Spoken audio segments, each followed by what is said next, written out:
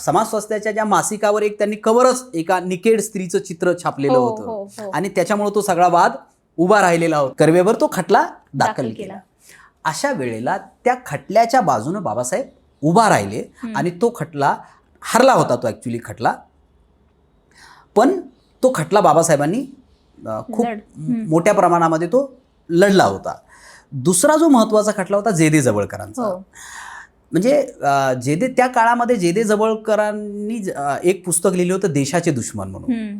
आणि ते टिळक आणि ह्या सगळ्या काळामध्ये जे फुल्यांचे विरोधक होते तर त्यांनी खूप फुल्यांची वाईटरित्या बदनामी केली होती. तर त्यावेळेला त्याला उत्तर देणारं पुस्तक देशाचे दुश्मन म्हणून जवळकरांनी लिहिलं आणि ते जवळकरच्या बाजूनं आंबेडकर लढले. तो खटला त्यांनी जिंकून दिला.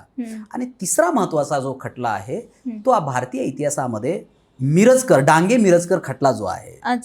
हे जो मिरजचा खटला होता ना, बॉम्बस्फोट मोठ्या प्रमाणात झाले आणि ब्रिटिशांनी मिरजकर आणि डांगे ही सगळे अख्खे कम्युनिस्ट नेते तुरुंगामध्ये टाकले होते.